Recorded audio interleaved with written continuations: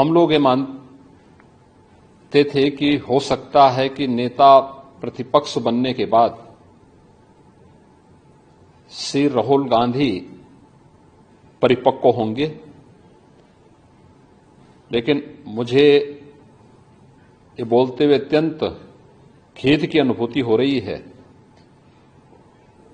कि उनका बयान अभी बचकाने से उभर नहीं पाया है। एक अपरिपक्व बुद्धि का व्यक्ति ही इस प्रकार की बचकाना बयानबाजी करेगा।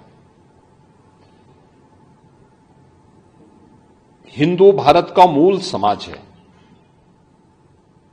भारत की आत्मा है। स्वामी विवेकानंद जी ने कहा था कि गर्व से कहो हम हिंदू हैं। हिंदू कोई जाति सूचक शब्द नहीं है, कोई संप्रदाय सूचक शब्द नहीं है।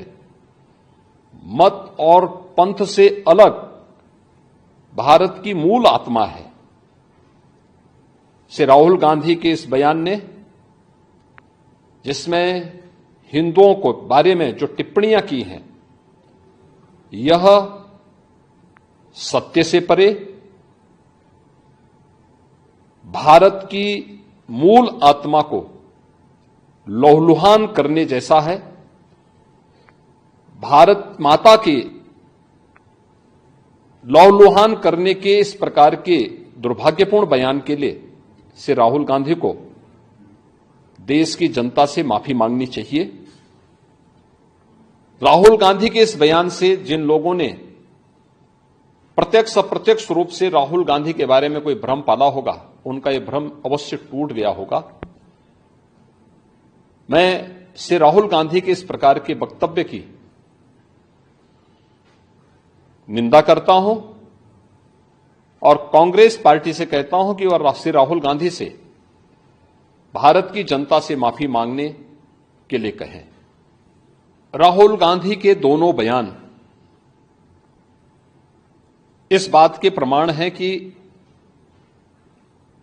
इनको सत्य से कोई वास्ता नहीं है।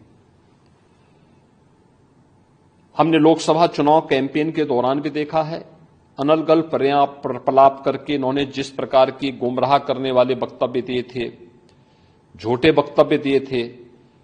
संविधान का गला घोंटने वाले लोग संविधान के बारे में गुमराह करने वाले वक्तव्य देने के लिए विदेशी पैसे के बल पर चुनाव को प्रभावित करने का इन्होंने प्रयास किया। 1 लाख रुपए के फर्जी बॉन्ड भरवा करके भारत की माताओं को, बहनों को इन्होंने गुमराह करने का कार्य किया। और आज जो बयान फिर से राहुल गांधी ने दिए हैं, वे अत्यंत निंदनीय हैं और शर्मनाक भी। अयोध्या को उसकी पहचान से वंचित किसने किया था? क्या इस सच नहीं कि इंडी गठबंधन से जुड़े हुए लोग इसके लिए जिम्मेदार हैं?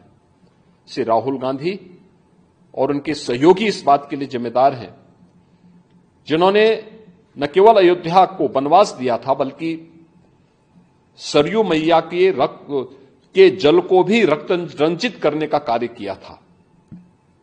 कौन नहीं जानता है कि अयोध्या को उसकी पहचान से वंचित करने का कार्य आजादी के बाद से ही लगातार कांग्रेस करती रही। रामलला के मंदिर पर ताला लटकाने का काम किया था, हिंदुओं को पूजा करने से वंचित करने का काम कांग्रेस ने किया था। और आज जब अयोध्या अपने वैभव की पुनर्स्थापना के लिए फिर से पूरी दुनिया को अपनी ओर आकर्षित कर रही है, तो कांग्रेस कैसे इसको अच्छा मान सकती है? श्री राहुल गांधी का बयान झूठ का एक पुलंदा है। सच्चाई यह है, अयोध्या के अंदर 1733 करोड़ रुपए केवल मुआवजे के रूप में अयोध्या वासियों को प्रदेश सरकार ने उपलब्ध करवाए हैं। चाहे वह भक्ति पथ हो, राम पथ हो, जन्मभूमि पथ हो, चाहे वह एयरपोर्ट के निर्माण का हो, चाहे वह 14 कोसी परिक्रमा के मार्ग का हो। एक एक वहां के नागरिक को, जिसके नाम पे जमीन थी, जिसके नाम पे दुकान थी, जिसके पास दुकान का पोजीशन था, उन्हें प्रॉपर कंपनसेशन दिया गया।